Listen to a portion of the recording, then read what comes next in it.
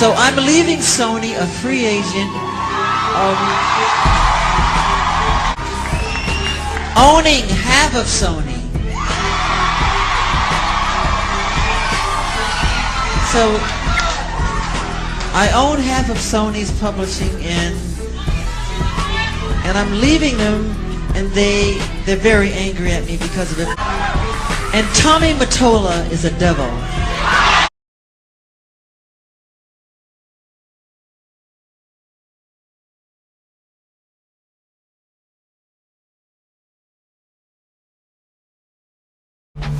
His name may not be as well known to the general public as Diddy's, but to those familiar with the industry, he's a mysterious and controversial figure. The question we'll answer in this video is Tommy Mottola really more ruthless than P. Diddy? Is Mottola simply a highly ambitious professional, or a cold and heartless ruler of the music world? Let's peel back the layers of this mystery, one by one. Tommy Mottola, often called one of the godfathers of the music industry, has long been a figure both respected and feared. His name is associated with the rise and fall of many stars, including big names like Mariah Carey and Michael Jackson. But who exactly is Tommy Mottola? Is he really an untouchable ruler, or just a master player in the capitalist music industry? On the other hand, P. Diddy, known as a music producer, rapper, and successful entrepreneur, has long been in the media spotlight for his glamorous lifestyle and controversies. Diddy's name frequently makes headlines, whether for scandals, feuds, or his stunning achievements. But when comparing these two figures, who is more dangerous? Who has had the most impact on the lives of the artists in their shadow? In this video, we'll explore the careers of Tommy Mottola and P. Diddy, uncovering their strategies, their influence behind the scenes, and what really happened in the cases that brought their names into the public eye. Get ready, because this isn't just a story about entertainment. It's a tale of power, manipulation, and secrets hidden behind the shine of stardom.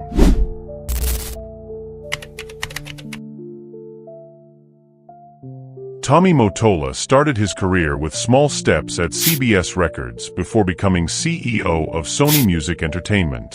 In this position, Mottola had full control over the distribution, marketing, and careers of major artists. He wasn't just an executive, he was a true gatekeeper of fate.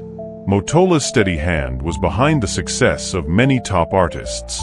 However, many claim he ran the company with an iron fist, using manipulative tactics to pressure and control the artists under his reign. Meanwhile, P. Diddy, who rose to fame in the 90s, quickly built his own empire in the music industry. Diddy, born Sean Combs, founded Bad Boy Records and swift career of Notorious B.I.G., and setting new trends in the music industry. However, Diddy hasn't been without controversy. Accusations of financial mismanagement, extravagant lifestyles, and troubled relationships with his artists have always shadowed him.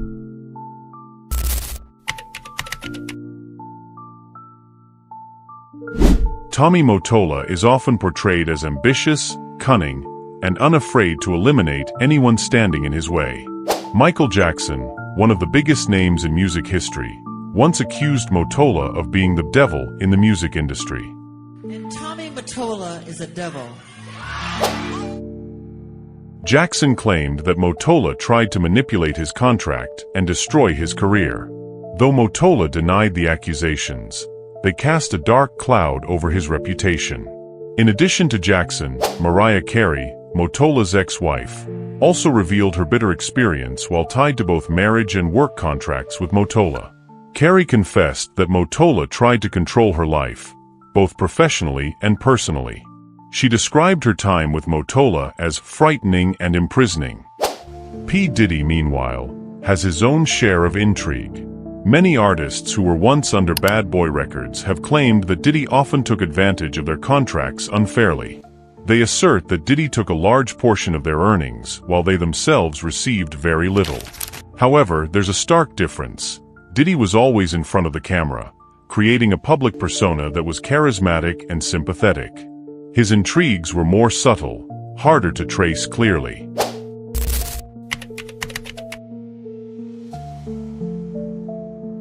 Many of us may wonder whether these stories are just rumors, or if there's truth behind them. In a world ruled by fame and fortune, it's hard to separate fact from fiction.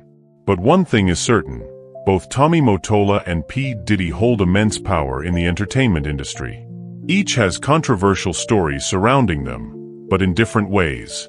While P. Diddy often appears in the public spotlight, Tommy Mottola prefers to operate behind the scenes, letting the mystery about him grow over time. But the big question remains, who is truly more dangerous to the artists they manage? Is it Mottola, with his limitless control over the record world, or Diddy, who uses fame and influence to build his personal empire?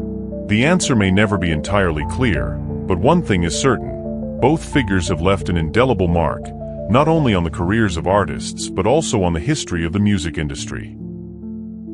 In the music industry, where money, power, and fame are intertwined, no major figure is completely free of controversy. Tommy Mottola and P. Diddy are just two of many power players in this world, but they've transformed the face of the music industry in ways that can never be undone. Are they ruthless? It depends on which perspective you take. Maybe they're just playing the same game everyone in the industry plays. Back home, the prodigal son has returned, and my new fucking neighbor, Jose, Tommy Mottola. We here. Tommy Mottola. God, why are you blessing me so much? So many of my great friends are just coming. Ladies and gentlemen, this is the living legend, Tommy Mottola. Let's see what we're doing. With the boss there, Rick Ross. Conjuring up some big ideas. Big ideas. Business. It's all about strategizing. We ain't got no time to waste. We're gonna kill it. Kill it. You know what I'm saying? My neighbor pulled up. What's up? Yeah, man. Let everything go. Let it go. You know what I'm saying? Them too. Whoever's bothering you and shit, getting in your way, we gonna go up. Yeah. Why do you believe that Hollywood was created by the CIA? Well, before we say Hollywood was created by the CIA, I guess I should clarify because, you know, first off, you guys do know the Pentagon has a budget for film. Like there's a whole department in the Pentagon. Know that. That's a fact. There you go. That's all you need to know. There's an entire department in the Pentagon. They get involved with films, and they get involved with films for the purpose of propaganda. They always have. What movies have I they should have produced? said Pentagon instead of CIA. Tons of them. I should show you the list. You should pull it up. It's Google it right wild. now. Yeah, Pentagon Department for Hollywood. Tons of them. I have to Even report this? Transformers. Even Transformers, like, you know, because they're concerned about certain narratives. They get involved with like World War films, like how are we telling a story about history?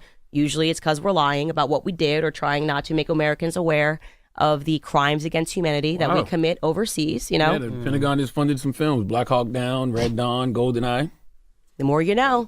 So now you understand your experience in theaters is what your government wants you to think. They want you to think that this is how things happen, and it's usually not at all how things have actually happened. 6 of the best movies made with help from the Department of Defense. This is military. Yeah. I shouldn't have said CIA. I should have just said the government. But Top Gun, yeah. Red Dawn, Apollo 13. Mm-hmm. It's all about Iron just... Man? Iron Man. Oh, I didn't know that was on the list. Now he upset. What? Now he upset. Let me ask, Interesting.